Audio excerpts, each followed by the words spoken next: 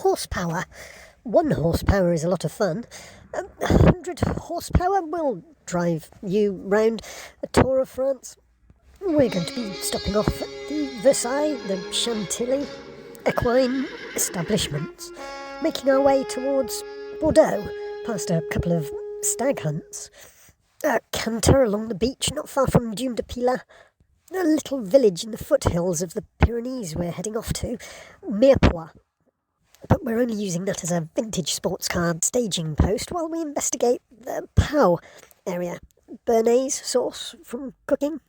Between Wellington's victory at Waterloo and the Second World War, the British used to love the Pau area, so much so that they set up their own golf course, racetrack, and hunting on horseback like the Kings of Versailles.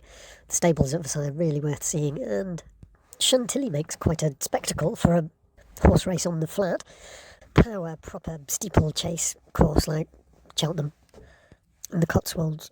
That's in England, where we've set off from. There's the 3 main disciplines there. Just the same, it's dressage, which I always find a little bit cruel to put a horse through that level of control, but I understand it's not. I think you just have to choose that prima donna horse. Those ADHD horses, they might be good for racing on the flat, but cross-country or point-to-point or steeplechase, you wouldn't want that tendency quite so much. Not in its raw form. Not fox hunting so much in France though, stag hunting, which do get in Devon and Scotland. We'll be popping in on Carcassonne and then heading across the Languedoc-Roussillon coast, across the Bouches du Rhône to PACA, Provence and Alps, and Côte d'Azur, to a real festival of horsepower. 1,000 horsepower to every Formula 1 car. 100 horsepower to your average passenger car, 1 horsepower to every horse. Heavy dray Shire pony that pulls a wagon full of beer, it's got to be more than 1 horsepower, compared to the pit pony that the granddad took charge of, great-granddad. But there's an ever-increasing amount of horsepower in the world, an ever-decreasing number of horses. We just don't need them anymore after the First World War. And if stags and foxes aren't a farmed resource, we won't need them anymore, so there won't be any. There's the pre-First World War thing of hunting things out of existence, like the wolf that's now been a reintroduced species and only government-approved colours kill, like those idiot big game hunters that just come and shoot and stalk. Why not create ritual, pomp and circumstance and try and keep it as humane as possible? Ceremony gives respect to the animal. And the bloodlust of the hunt needs feeding through the farmed resource supply of foxes and stags. In France, this is the grande chasse. The venery is a rather involved term. La chasse de course. How would he do if Lewis Hamilton had to do 3 disciplines? Throw in a bit of off-roading for him, and perhaps it has to be in the same vehicle. I've never really quite understood how horse riding is a female-dominated sport. I think it's partly giving the assurance of control, that you can control that big beast between your legs. Don't worry about men, they're hopeless. But men are hopeless. They don't like to get involved with horse riding. I've had it quoted to me, I don't like to ride anything that's bigger than me in the certain departments, if you see what I mean. So many men are scared of horses. So Monaco, of course, for the Grand Prix, and that's the Grand Prix Formula 1 Grand Prix. Grand Prix also come from horse racing. Along the coast to Cannes, which still has a sandy beach, and then on to Nice, which is like stony like Brighton. We'll then have to head north, homeward bound. Lyon, pop in, see what Meribel in the Three Valleys is like in summertime. I've chosen Chalons and Champagne and Troyes as convenient stops on the way back to Calais. So at 1 horsepower, cross-country, show jumping and dressage. What would be the 1,000 horsepower equivalents? This is a bit more like a fantasy football league than any sort of reality that's ever going to happen. And who would be the best driver? No, this is so academic because Formula 1 is more like point to point, or horse racing on a track like you bet on. Formula One is like racing consortiums. So let's stretch it a little bit. Which driver of all time would be best if it was a combo of the race, not a steeplechase race, because there are no sleeping policeman speed bumps in Formula One. I'd be careful. The Formula One race is like an enhanced 1,000 horsepower over 1 horsepower racing on the flat. Rallying might be a little bit like cross country. Both of those appeal to me the most, but what would be the motorsport equivalent of dressage? I can't say Evel Knievel because no one knows what that is. I'm tempted to say like BMX or skateboarding, but no, it's not motors. It's not even 1 horsepower. What is a human power compared to a horsepower? I've got to look that up. Lewis Hamilton and Max Verstappen do give good donuts. That's not freebies when you do the pit walk. It's burning rubber on the track. God, that gets up your nostrils. Kimi Raikkonen, without doubt, the best driver of all time. He could even do movie stunts. He could be the stuntman in the car. He could do it better than them, but he doesn't need to, does he? Dressage? That's got to be the same as movie car stunts. Oh, I do hope that auto-translate works well for this, because this is going to be another one video and the whole channel gets demoted. That was movie car stunts. Movie car stunts, which in anywhere else other than America that speaks English would be film car stunts. I'm disappearing off down a rabbit hole here. The Duke of Wellington brown nose that claims to be the promoter of the last stronghold of Britain in France, in the Béarnais region in France, establishing the first golf course on the continent, and fox hunting and horse racing, a Grand Tour era, 1930s perhaps, 1920s, 1930s era expat community since Wellington times. Still muddy, it's still Wellington times I suppose, but the club has had 3 increasingly less salubrious clubhouses, though the first 2 were truly representative of the sport of kings. Nowadays, everyone in the club is French. They wouldn't necessarily identify as Anglophiles, which isn't remotely influenced by Jimmy Savile. Le Suc d'Anglais is currently in a rather run-down manor house, I suppose you'd say, in as Irishly damp corner of a foreign field as you'll find. Rightly, as many would say, because the Irish produce some of the best affordable hunt horses and racehorses. For a couple of hundred years they were a big part of the scene.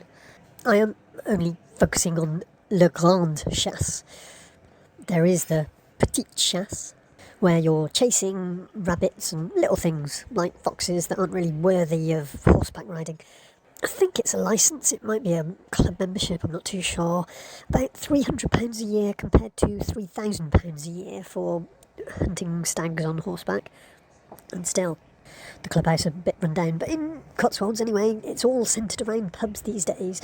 Stately homes used to host a hunt, just as a matter of pride and identity, but it tends to be mainly pubs since the saboteurs. Hefty fines in France for hunt saboteurs. Less so if you go after real prey rather than stick to the drag. There are still some purists that go in with what I'll describe as a oyster knife, but a much enlarged, an oyster knife turned into a spear. Imagine that. That's what you go into the exhausted stag with, the head of the hunt, and straight into the heart to put out its agony. Then you cut off bits, give it to the dogs, they have their time, cut off the hooves, give it to the ladies and the children. Gosh, the pride of receiving a chopped off deer's, stag's hoof. But just as the petite chasse on foot, it's all done on a budget. Even the presentation is... They don't even plait the manes of the horses. They don't put the... not nail varnish, they don't put the vegetable oil on the hooves to make it all shiny. The turnout isn't the equipage of the Cotswold and North Cotswold hunts, which is all I can comment on. Have I been on one? I'm good on jumping 3'6" fences, which would be fairly low on a show jumping standard, but perfectly adequate to join a hunt. Yes, I would need an experienced horse. The blind hedge is quite a different thing to red and white poles, I confess. But it's the money, the annual membership. So I used to work at sort of 17, 18 in a country pub, serve good food and good real ale, and see an additional blog. And the horse riding set that used to come all the way out 2 hours from London.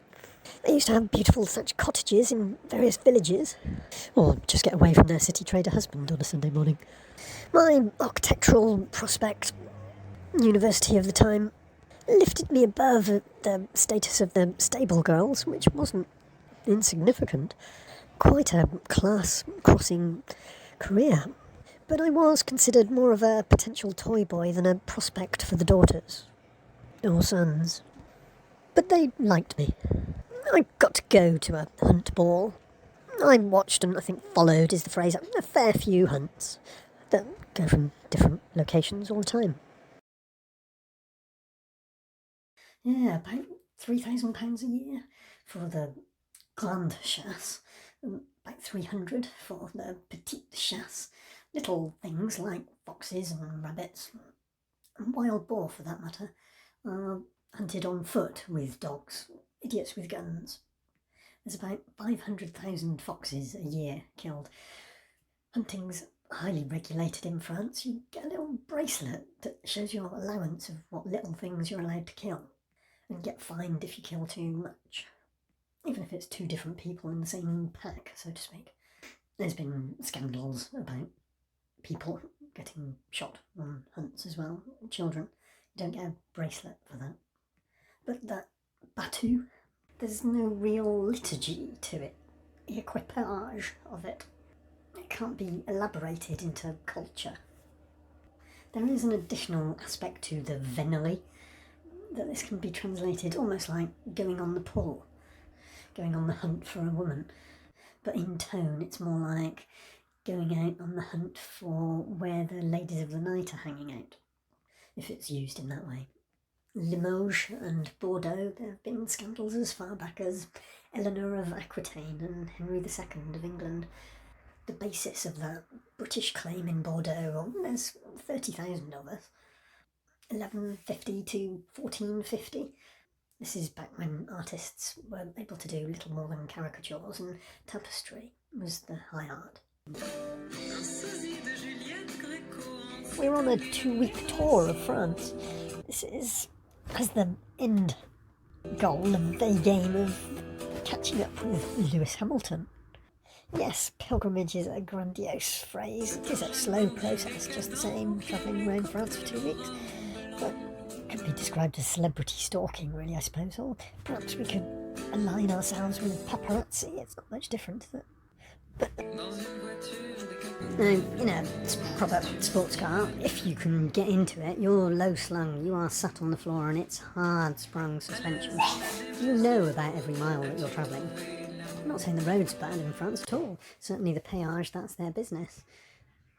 We did want to take the B roads, the back roads, and broadly speaking, though there were exceptions, I was pretty much limited to about 4 hours of travel at a time. Now, at 90 miles an hour, that's a fair distance. Straight off the ferry, you're fresh and enthusiastic, and you'd think looking at the Pentagon, I'd love to say, hang a left into the Loire, but that would throw you already, you'd be off to Belgique and Germany. In one go, through the night, you get most of the way to Bordeaux, and you're there for breakfast. Petit déjeuner.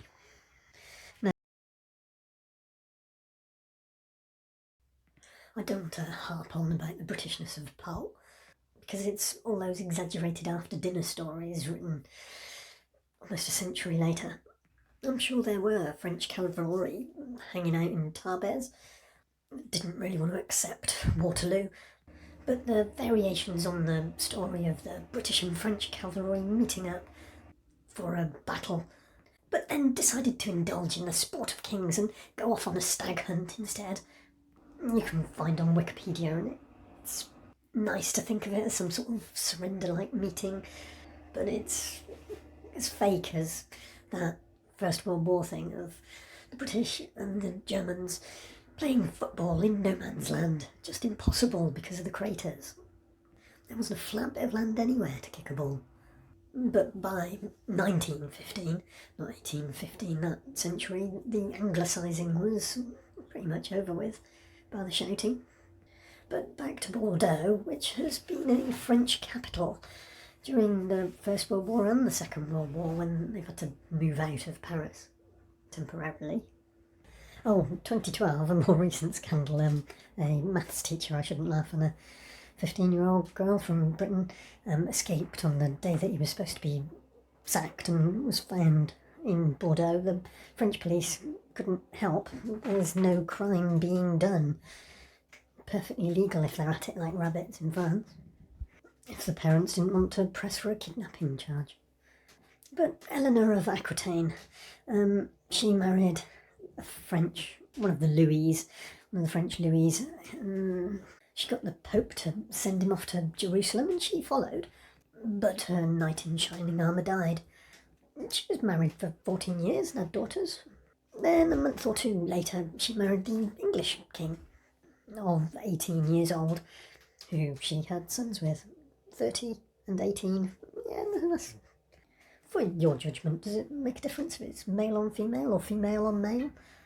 Henry was King Stephen of England's son. Have you ever heard of King Stephen? I haven't. But you will have heard of one of her sons, Richard the Lionheart.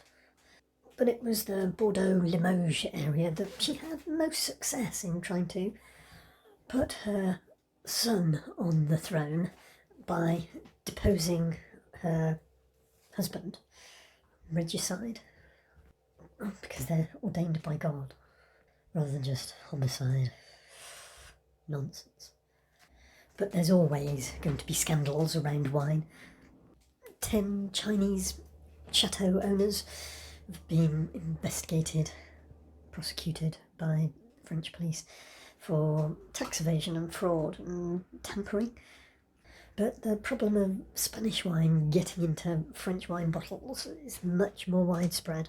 A bit like wool, there's the problem that wine costs more to produce than you can sell it for. Even more and more French people are drinking beer. I know, I can't understand it either. Like all farmers in France, you might think that landowners or the vineyard owners, they're much more like gentlemen, aren't they? And there's a militant wing. French wine is being adulterated for profit. Ooh la la. Voila. There were cavemen 20,000 years ago, and Celts, then Romans, in Bord de la Eau, along the water. Tin giving way to sugar and slaves. But the 1700s were Bordeaux's golden age. Architect Victor Louis brought the Enlightenment era. The Girondins were the wrong side of the French Revolution, the Montagnards generally having the upper hand. But after the Duke of Wellington had inspired ABBA, Louis's nephew, the Duke of Bordeaux, was trying to become king. Beg your pardon. Since 2007, Bordeaux has been a UNESCO World Heritage Site. France, so easy to fall in love with, every scrumptious little cute morsel of it. Even the Remblochon is Paris. But if you decide to live there, it can be a demanding, high-maintenance relationship. The gossip can be hard work. The municipal that form the control of the interactions of who are brought up through school to be good citizens, and déjeuner. Now, Bordeaux is a pilgrimage in itself for many of us, worth its weight in claret. This is perhaps one of the first instances that you get the sense of expatriates. Certainly if you're in the wine and hospitality business, this would be a bit of a mecca for you in training terms, same as you might think central London restaurants might be. And cultivating your French language skills would help you with your wealthy Russian private clients. You may be looking to go into that yacht charter business, or just work your way up and through sommelierism. that elitist accompaniment to elitist food. There are many small parcels of vineyard come up for sale, and there's many an expat that's wanted the lifestyle choice of a vineyard. The social cachet of it all. You can meet the sons and daughters of these people that are the face of a business in Bordeaux. Now, Bordeaux is on a river estuary, a bit like the Mersey, I'm going to say, a bit like Liverpool is on the Mersey. It's not really by the seaside as such. But there is, not a million miles away, Dune de Pilat. There's also La Rochelle and the Ile de Ré, where apparently half of Paris disappears off to every summer. We're on the west coast of France. The Gironde River on a map almost seems like it's been windswept away from perpendicular to the Atlantic winds. Dune de Pilat is like a huge expanse, like a city, but just of sand, with a few campsites and trees behind it. There's an enthusiastic fraternity of kite surfers, but really it's so windy so much of the time. The majority of Dune de Pilat and the extended zone is good for nothing. Paragliders, I'd pass over that coastal soaring. There are slightly hippie aspects of Bordeaux, the city. It's got a feel to it a little bit like Bristol, perhaps, but without the edge. Privilege and money, yes, but working. Not the idleness and vacant of Ile de Ré, the La Rochelle appendage. There's good reason why there's so many British in Bordeaux. And really the Loire as well, and the Dordogne further south. Real British enclaves within the Pentagon. And traditionally Brittany, I understand, to the north, but don't know anything about it. It's Cornwall as far as I'm concerned. For centuries, Bordeaux and the Loire were le hours in the days of knights in shining armour. The industry and currency were largely established by us, the British. Claret and brandy for centuries having more use as a legal tender than gold coins or any sort of early promissory note. Coins could be clipped. Yes, there was a lot of cooperation towards the Holy Land during the Crusades, but the British and the French squabbled kingdom by kingdom for centuries over the Loire and Bordeaux region, far inland, and then beaten back until just the island of Bordeaux was all that lasted on the mainland of France, until all those base estates that gave rise to all those dramatic forts and castles, chateaux, turrets, moats, local marriages and allegiances changed. Centuries of slow change until we were beaten back with battles, but still a sphere of influence. Historically, there were two ways you could avoid the Barbary pilots and the Spanish Main. The fortified hilltop city of Carcassonne guarded one along the base of the Pyrenees. Just like Genoa, school children in Britain relish reading how the Mongol Empire helped extend their territory by flinging plague victims' dead bodies on catapults into the walls of the city. I often have to point out that there were three main plagues, bubonic plagues, one about 500 AD, another one in medieval times, and there was one mainly in China and India in 1880. I suppose we should add COVID onto that. More sophisticated means of transmission than catapults over walls. Probably because they know those cute little Disney choo-choo trains that just load up and send them on out automatically. Bordeaux wine villages, don't miss them. More of them, just in part, so you get a different flavour to the Rhône or the Bourgogne, Burgundy wine regions. Do three. In Burgundy, of course, Dijon, and if you're in the southern Rhône, you could do much worse than Aix-en-Provence, but you might want to go for Avignon. Try and fit in UNESCO Pont de Garde, but really that's a more relaxing thing, and you have to give it a day. You might not have a day, but that's still a long drive off yet. The whole of the south-west coast of the Gulf on the bottom edge of the Pentagon of France, it's mussels and oyster beds. It's long, low, muddy, tidal region, perfect for the shellfish. And then shellfish.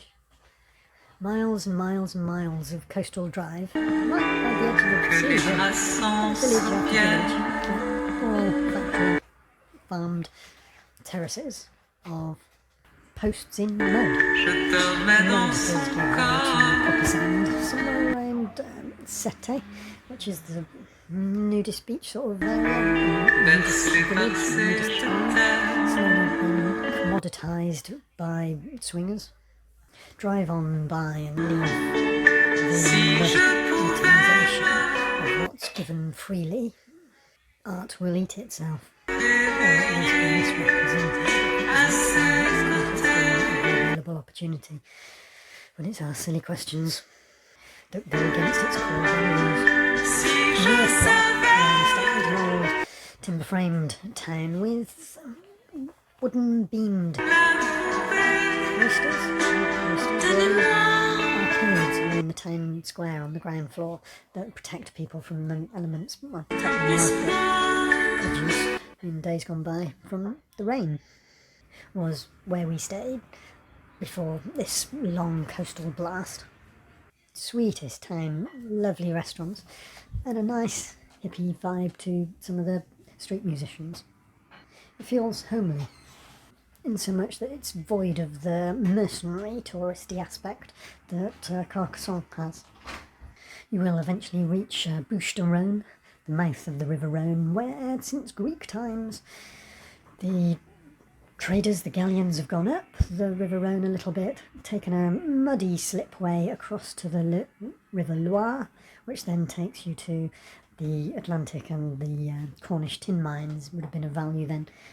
The slipway where big boats were towed by horses and mules is now a bit of a sort of industrial corridor, and the same parts of the Rhône and the Loire aren't quite so navigable, but by what we see as reasonable means of transport. You don't want to go down a river for days on end in a coracle, do you? Carrying it over weirs and rapids. The equivalent of a man with a van in those bygone days, where what you could carry was a major investment, and your profit was largely determined whether you would risk carrying it near or far to increase your investment. Recoup. Lyon. You do, I know you do. You go on holiday for a week or two and you don't want to leave. But if you're honest, there's more than that. You consider whether you could live there or not. You give it headspace, probably, if you weren't working, if you were retired. What you see is the height of the season, though. Everything closes when the schools go back. There is a long school holiday. There are a lot of public holidays, but it's almost as short and brief a season as Greece. But that really just means that you've got all that to yourselves. Sure, it doesn't have quite the same buzz when it's just Northern Europeans.